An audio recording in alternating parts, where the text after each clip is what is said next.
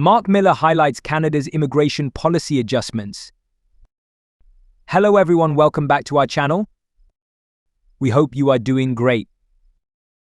Recently, on October 18th, Federal Immigration Minister Marc Miller shared some important perspectives on Canada's immigration policies during an engaging interview. This took place right after he attended a citizenship ceremony in Winnipeg, which welcomed over 80 new Canadian citizens. Pretty exciting, huh? Citizenship ceremony, a moment of hope. The citizenship ceremony was a heartfelt occasion, full of hope and celebration.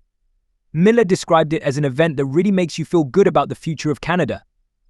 He said, "It gives me hope for the country. These people fought to become Canadian. Waving the flag and taking the oath to Canada, they're here to make this country even better." I mean, it's hard not to feel a surge of positivity when you see so many individuals committed to their new home, right? However, amidst this joyful atmosphere, Miller acknowledged a darker undercurrent. He pointed out that public discourse in Canada has become increasingly toxic lately.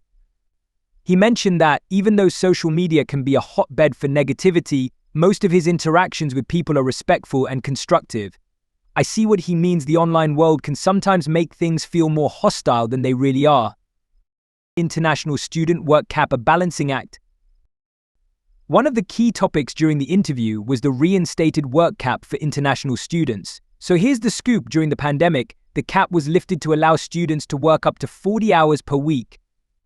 But now it's being brought back down to 20 hours, although there's a plan to bump it up to 24 hours soon. Miller mentioned that this change is set to be implemented in just a few weeks. Exciting news for students, right? He explained that this adjustment aims to strike a balance between students' financial needs and their academic performance. You know, it's a tricky situation. Many students depend on those extra hours to pay the bills.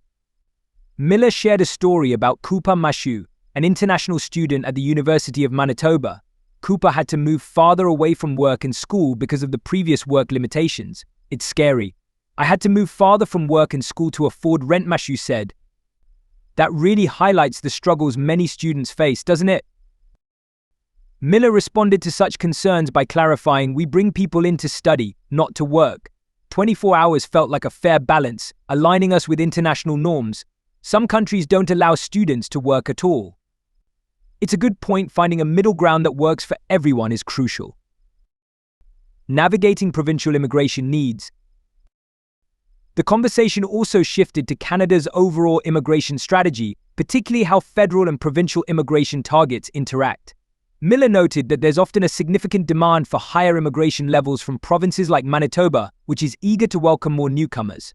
But at the same time, the federal government has to manage the overall number of immigrants coming into the country. It's a balancing act, for sure. He expressed a willingness to increase provincial immigration quotas if provinces can demonstrate that they have the infrastructure and resources to support new immigrants effectively. Manitoba has been exceptionally cooperative, he said, praising the province's proactive approach to welcoming newcomers. But here's the catch: Miller stressed that provinces need to ensure they have adequate housing and services in place. You can't ask for more immigrants and then complain about the lack of housing or services. It would undermine the responsibility of the federal government. Yeah, that makes a lot of sense. If the systems aren't in place, it could create serious challenges for both the newcomers and the existing communities.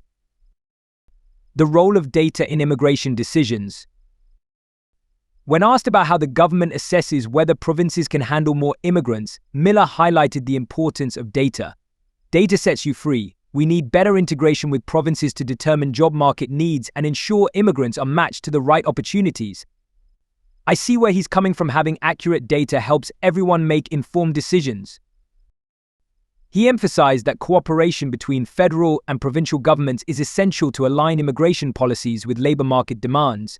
It's all about making sure that newcomers have the best chance to succeed and contribute to society. Looking ahead, upcoming immigration targets. Miller hinted at an exciting announcement coming up in November regarding Canada's immigration targets for the next 3 years. He mentioned that while discussions are ongoing, the immigration levels plan hasn't been finalized yet. It's a work in progress, and they're still figuring things out.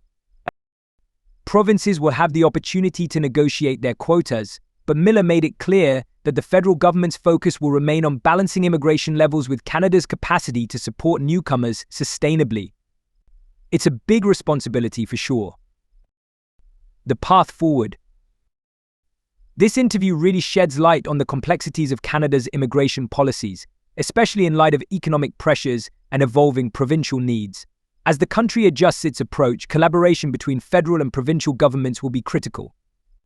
It's about finding solutions that work for everyone involved, newcomers and existing citizens alike. Ultimately, Miller's insights provide a hopeful outlook on the future of immigration in Canada. With ongoing adjustments and a focus on data-driven decisions, there's potential for a system that benefits newcomers and enhances the richness of Canadian society as a whole. Yeah, it's a journey, but it sounds like Canada is committed to navigating it thoughtfully.